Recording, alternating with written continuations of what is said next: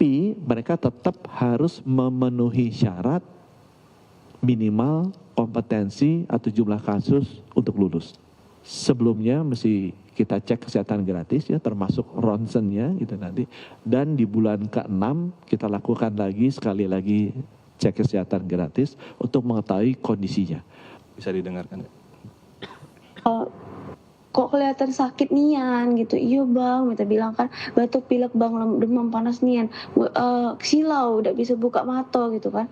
Dicobanya lah bang tuh, panasnya katanya jam 12-an tuh ya, ini 40-an ini katanya 41 gitu. Di rumah sakit mereka.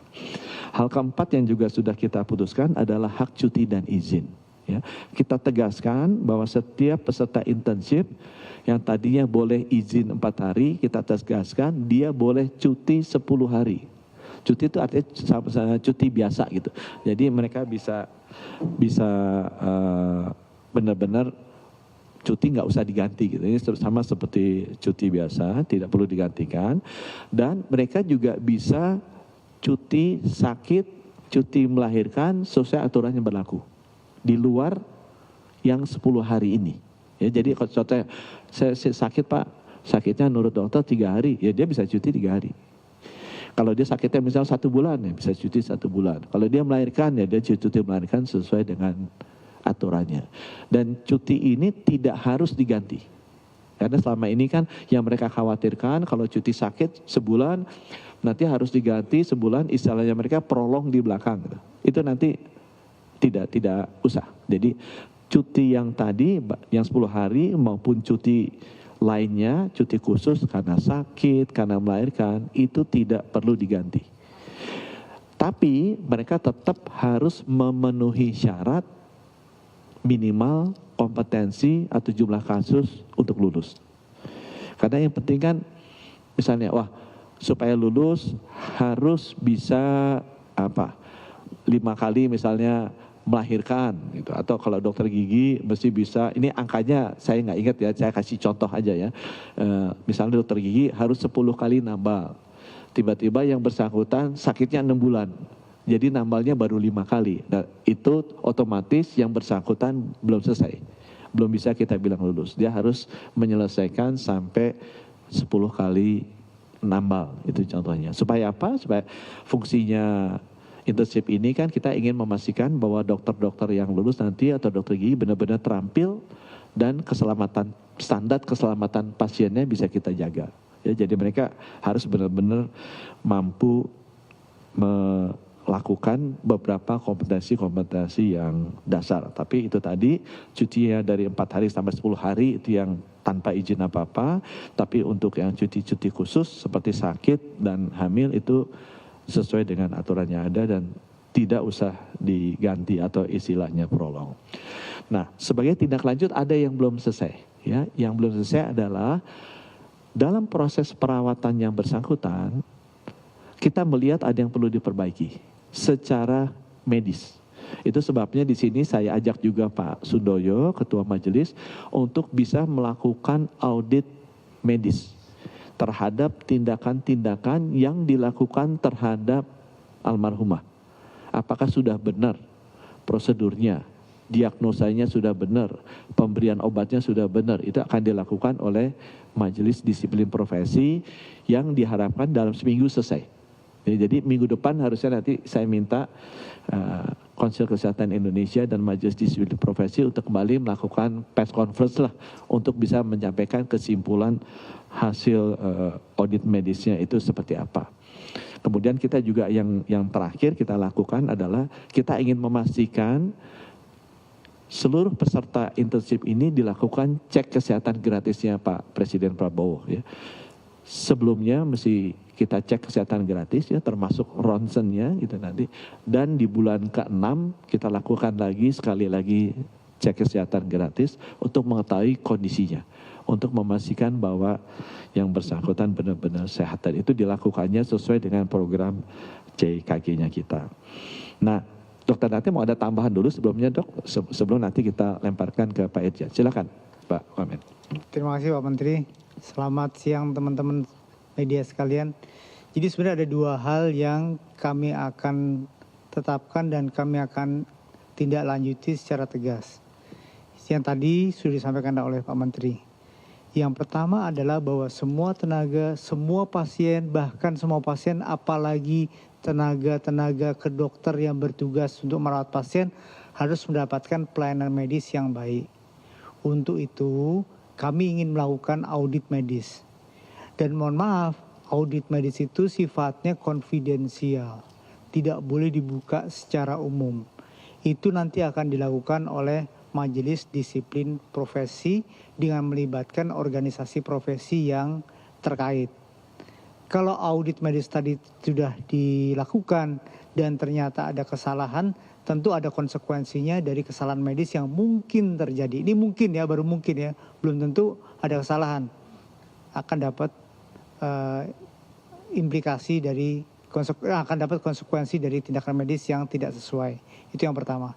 Yang kedua, tadi Pak Menteri sudah menyampaikan bahwa tata kelola secara umum untuk dokter intensif akan kita perbaiki sehingga tidak merugikan pihak manapun, mereka bisa tetap belajar, mereka bisa tetap mendapatkan perlindungan baik secara finansial, secara ekonomi, kemudian secara kesehatan. Dan kami akan menyusun juknis untuk memberikan proteksi kepada mereka sehingga mereka tidak mempunyai resiko tertular penyakit di lapangan, kemudian sakit di lapangan, dan kalau itu pun terjadi akan kita berikan support untuk ditata laksana secara maksimal. Mungkin itu saja yang bisa saya sampaikan Pak Menteri. Terima kasih. Terima kasih Pak Wamen. Sekarang nanti saya minta Pak PLT Irjen untuk menyampaikan hasil auditnya kita ya, biar ini transparan lah ke teman-teman sekalian. Silakan Pak. Baik, terima kasih Pak Menkes. Bismillahirrahmanirrahim. Assalamualaikum warahmatullahi wabarakatuh. Selamat sore rekan-rekan media. Jadi kami akan menyampaikan hasil investigasi terhadap permasalahan yang ada internship di RSUD Kiai Haji Daud Arif. Ini seperti yang disampaikan oleh Pak Menkes tadi bahwa tim ini adalah tim gabungan, utamanya adalah tim dari Kementerian Kesehatan, dari Inspektorat Jenderal, kemudian ada dari Ditjen SDMK dan dari Ditjen Kesehatan Lanjutan. Pertama kami di slide selanjutnya kami sampaikan informasi umum terlebih dahulu di slide selanjutnya, silakan. Nah, Rumah Sakit Umum Daerah Kiai Haji Daud Arif yang lokasinya ada di Kuala Tungkal ini merupakan salah satu wahana dari dokter intensif, dokter umum. Di sana kalau lihat gambarannya ini ada tenaga dokter sekitar 36, dokter dan dokter spesialis dengan jumlah perawat 238, di mana rata-rata keisian tempat tidur itu 62,43%. Dan jumlah pasien di UGD itu sendiri ada sekitar 30 pasien per hari. Kalau kita lihat jarak dari Jambi ke Kuala Tungkal ini ada sekitar menempuh waktu sekitar 3-4 jam.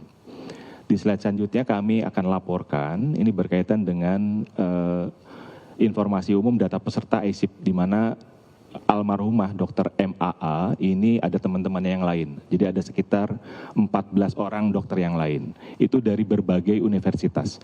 Nah, Dr. MAA sendiri adalah alumni dari Universitas Sriwijaya. Beliau berdomisili di Ogan Komeling Ulu Selatan, OKUS. Nah, pada saat beliau wafat, meninggal dunia, beliau sedang masa stase di UGD, tepatnya di Rumah Sakit Umum Daerah Kiai Haji Daud Arif.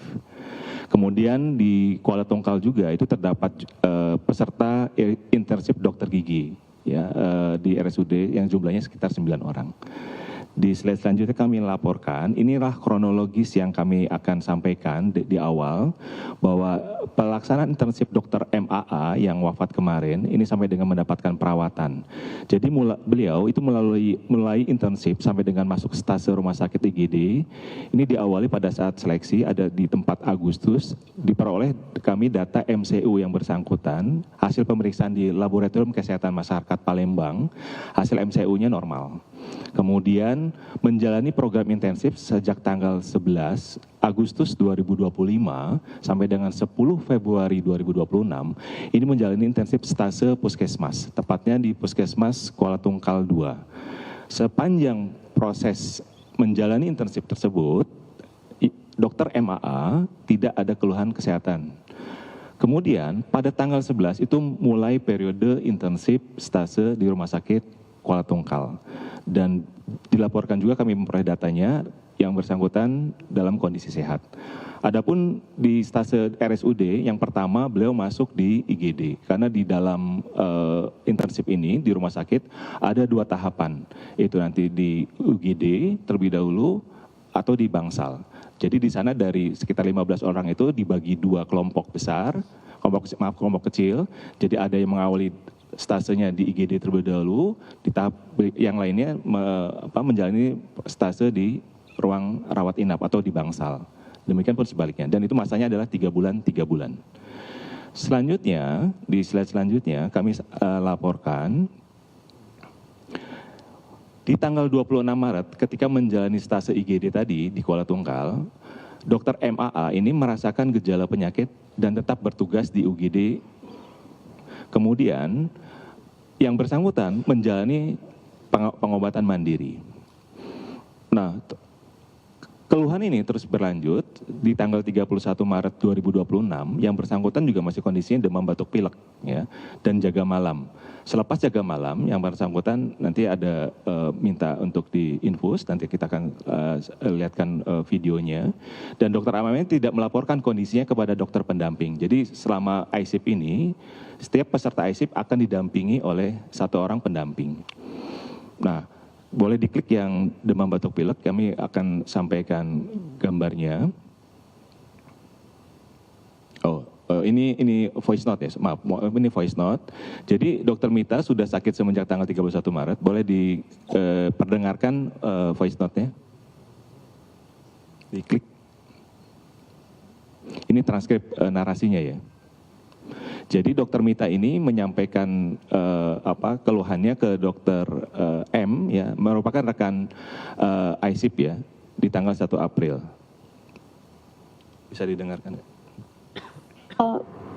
Kok kelihatan sakit nian gitu. Iya bang, minta bilang kan batuk pilek bang, demam panas nian, silau udah bisa buka mata gitu kan.